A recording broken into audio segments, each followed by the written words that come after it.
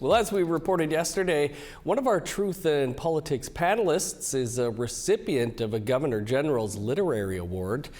And that is our topic for today's panel. Jennifer Laewetz is a founder of Puskwa Harbor Strategies and joins us from Prince Albert, Saskatchewan. And Niigaan Sinclair of the Winnipeg Free Press is back with us.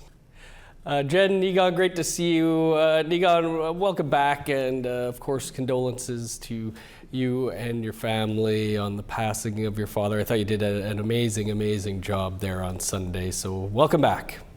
Thanks so much, and a big miigwech to everybody all across the Indigenous world for all the, I have more cards and letters and emails and Instagram messages than I think I've ever know what to do with. I've tried responding to everybody, but just big thanks, much love for my family. And it was a really hard time, but my dad was surrounded by all of us at the end when he took his last breath. And so he definitely knew that how much he was loved, not just by us, but by everybody.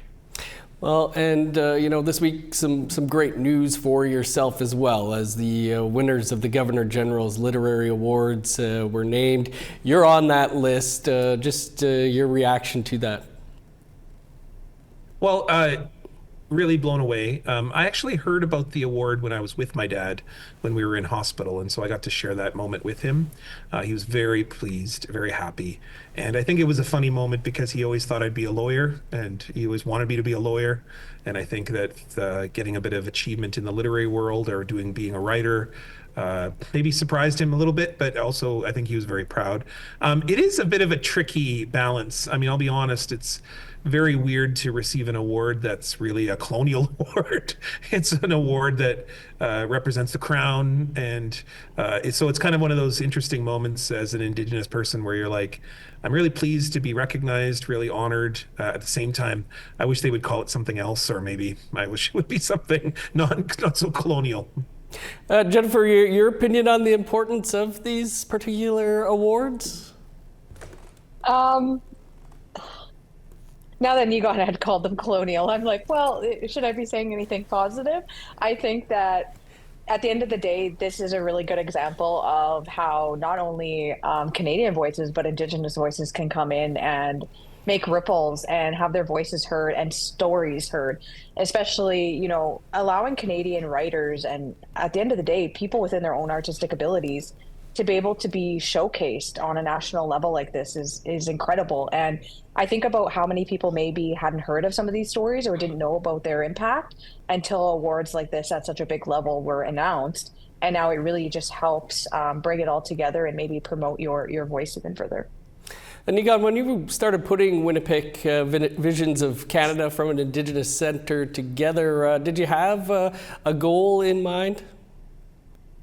No, when I started pitching it to publishers, and I was encouraged very much by someone who I was working with in Toronto at the time to sort of start to think about bringing my columns together about my life, basically experiencing activism, all the incredible organizations, all the people who are resisting sort of violence and in Indigenous communities, then also coming up with innovative solutions for it. And it was really pitched or visioned by many people in Toronto outside of Winnipeg as a regional book, right? And kind of something that would just to appeal to a few Winnipeggers. Maybe I should think about a regional publisher or a publisher in Winnipeg. And it was really the vision of those at McClellan and Stewart who then said, no, this could be a national book. This could be about a larger picture, maybe a bigger picture of what Winnipeg is showing to the country in terms of solutions. And so it was pretty exciting. And I was really, if it wasn't for my editor, Haley Cullingham, really believing in this book, I probably wouldn't have even published them altogether. I had no visions of awards, no visions of really doing anything with the book other than just having kind of a moment of my 5 and 6 years as being a columnist, collected in some way in some of the pieces that I'm most proud of. And so I'm really honored for anything that's happened since. No kidding. Well, Jennifer, Niigaan, we're talking about this being a colonial award, but Indigenous writers took home 3 of the 7 awards. Jen, do you think there's some significance to that? I think so. I think anytime Indigenous writers or authors or artists in any way are acknowledged for the work that they do, it helps at the end of the day preserve our culture and preserve identity and amplify our stories. there's been a lot of really, really good books that have been honored over the years. And I think of, even Jody Wilson-Raybould's book on reconciliation. It's almost like an author putting together such meaningful words, but at the same time, it's almost like a toolkit. And I feel like these books and these pieces can also be incorporated into our education system to also encourage people to learn more about our culture, but through various ways rather than just be the traditional like how to that teachers try to incorporate into, classrooms. There's other ways to bring like reading at the top of the list for people to be able to engage and get to know who we are. Okay, so today is also the first time for our Truth in Politics podcast, where we continue the conversation as we often run over time. Niigaan, we'll start with you again. And, I remember the first time I ever met you, it was to do a story about graphic novels, and there had been a noticeable increase in the number of graphic novels by Indigenous peoples at that time. Do you think we're seeing the same outside of the graphic novel world? Oh, absolutely. Like there was a time, Drew Hayden Taylor, who's kind of one of our uncles in the literary world, who has written, I don't even know how many books. I think it's almost 24 books now, theater pieces and nonfiction collections of them. He says that there was a time in which you would see a book a month. Maybe even a book a year, even long ago. Think back to the time of Lee Miracle and Basil Johnson and, all those great writers, Duke Redbird, all of those writers, there'd be a book a year and then finally a book a month. Now there's like a book a week and sometimes multiple books a week coming out from not just small publishers, like, of course, the really important publishers, Kegadon's, the Inokuan Center, Thetis, even Highwater Press in Winnipeg, like very small regional publishers who are doing incredible work to bring national attention to Indigenous voices. But now you're seeing the mainstream publishers like Penguin, like Doubleday, producing Indigenous authors on a weekly basis and putting major dollars behind it because they know that there's a market for Indigenous writing, Indigenous voices, and some pretty difficult stuff. We were talking like just intro to Indigenous peoples kind of texts, and I can imagine kind of what those are. They're actually like high level pedagogy, thoughts, philosophies, the kind of stuff that Jen was speaking about on our regular recording. Jody Wilson-Raybould's book is really sort of a brilliant treatise of thinking about blow by blow what reconciliation actually looks like. So undoubtedly what you're seeing is a huge explosion. I wouldn't call it a renaissance because it's kind of always been there. It just hasn't been in mainstream publishing. It's very much always been there. We've always had writing for tens of thousands of years. And we wrote on birch bark, on rock, on our skin, on beadwork. And now what we're doing is we're putting those into squiggly lines on the page and publishing them in books. Well, we had Drew on Face to Face last season, and he was quite quick to call it a renaissance, and also, talked about it's not just books about residential schools, stuff like that anymore. The genres have just exploded, in particular like science fiction, things like that. Jen, do you think publishers are paying more attention to Indigenous writers, and if so, why?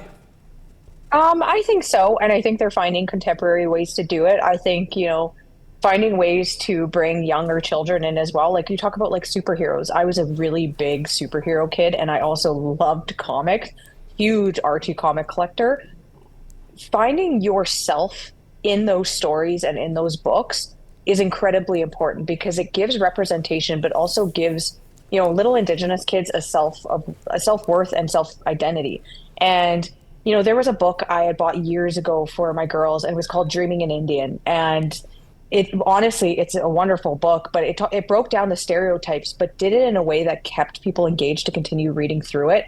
And I think that's really important when you talk about, books and authors and the way that they can move throughout their artistic abilities. It doesn't just need to be the hard parts where you're talking about residential schools and addictions and trauma, but also how do you bring them in through that like science fiction and fiction novels and graphic novels to keep kids, interested.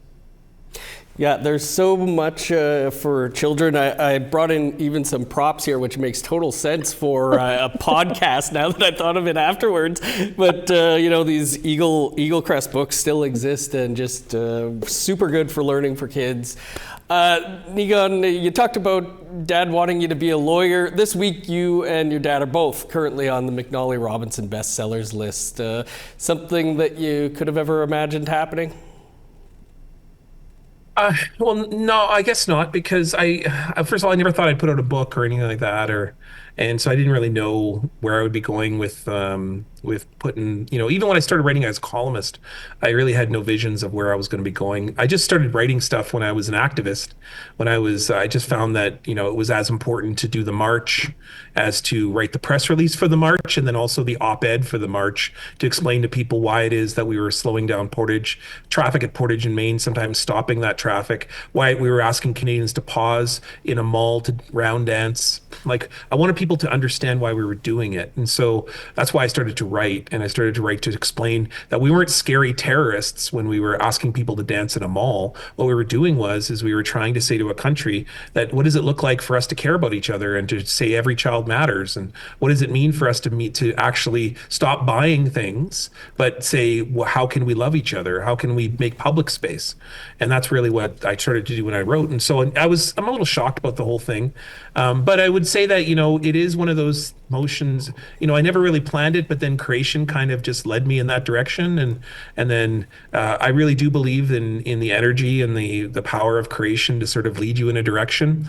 I actually find that to be one of the most remarkable things about Indigenous literature is there is this really powerful way that Indigenous literature is talking about the land, not in terms of the kind of trauma stuff or the violent stuff or we should be talking about climate change. Absolutely. We should be talking about fights for climate protectors and all that stuff.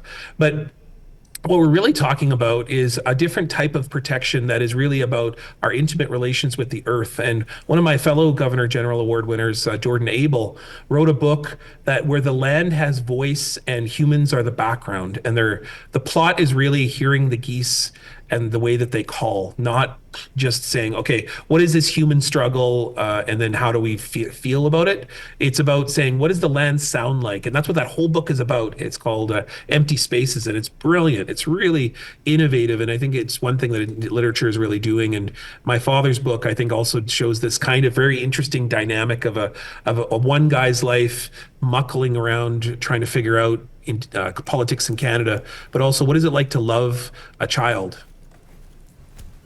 Muckling. I love that. Muddling. I meant to say muddling. Muddling? Okay, I was going to say I'll take muckling. muckling. I've never heard that word, and I absolutely love it.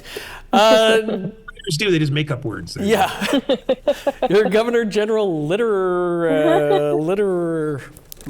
Award. I didn't want to say literacy award winner. You can make up any words you want. Jen, any book recommendations you'd like to make? I mean, aside from Niigaan's, of course. Oh, I'm obviously biased, and I keep recommending Jody Wilson-Raybould. But number one, Indian in a Cabinet, as cliche as it might sound now, because so many people have read it, especially within the most heated times of the Liberal government. I think that it really amplified to me what it was like to be an Indigenous woman in the space using your voice. And I think that tells a story of what it's like to read books, and every person is going to take something different away from it. And for me, that book came out at one of the most pivotal times of my life, where that was really when I started using my voice and feeling comfortable in using it, and seeing someone almost blaze the trail, but tell her story of how that evolved. And her book on reconciliation is obviously another really big one for me, because not only did she write about what reconciliation actually means, she does keynote speeches on it, because that is a question that people get all the time. You talk about reconciliation, but what does reconciliation actually mean? And interestingly enough, like I had already said, I love comics. I love Archie comics, and I'm not going to tell everyone to go out and buy old school Archie comics like I have from auction. But for me, that's kind of like a way to like take my mind off of like heavy reading and go back to something for me that feels like nostalgia. Because I was a very shy and awkward and introverted kid, so I read a lot, and that's probably why I'm where I'm at today with wanting to know everything about everything. But for me, the neurodivergent brain, other people that are neuro would understand this, is you have heavy reading material, but then you need light reading material, which can be comics and other things. So having that balance between all different areas of types of reading. Love that for sure. Niigaan, for yourself, any recommendations? Heavy reading, light reading? I guess I should read more light reading, and I kind of spend maybe too much time on YouTube, so I don't know, maybe that's my light art. But Leanne Simpson's As We Have Always Done is my go-to for almost everything these days. I just sort of turn to Leanne Simpson with all of her beautiful writings, and also her spoken word stuff has been very instrumental to me. But I'm reading a book that's about to come out, so I'm going to give a little promo to that. Dave Robertson's All the Little Monsters, My Struggles with Anxiety, is so brilliant and so sharp and so well done. It's also very vulnerable, and it shows a side of being an Indigenous voice, like when you don't plan on becoming an Indigenous voice, and then you are suddenly thrust into this kind of spotlight, and whether you're giving a talk or whether you're on a TV show or whether you're on a radio program or just wherever you are, sometimes just standing in front of your own kids. There's this little voice in your head that tells you suck, that you are incapable, that you are not worthy, and that's racism, that's violence, that's and also anxiety, which is a very real struggle with mental health, and all of it wrapped together really is encapsulated beautifully in David's book. And I was very moved by it because I think it also talks about what it's like to be a father, and also what it's like to try to be someone who certainly isn't perfect. I have made many mistakes in my life, and David also says points out his own. But how do you come from those mistakes and learn and then try to grow at the same time? So it's a really great, beautiful book. It comes out in about a month or so. Awesome. Looking forward to that. I was also going to just mention that if you are in Winnipeg, speaking of David Robertson, Tanya Talega is in the city tomorrow, this Friday, to discuss her new book, The Knowing, and David Robertson is hosting that conversation, likely to be a packed house, so if you can't make it, you can also stream it on the McNally Robinson YouTube page. I guess we'll leave it there to both of you. Thanks for doing our very first podcast here. Of course, you can always find our Truth and Politics panel, the television version, by watching the news or going to our YouTube page and start downloading these podcasts wherever you find your podcasts. Thanks to you both for being with us. Great. Miigwech. Thanks for having us.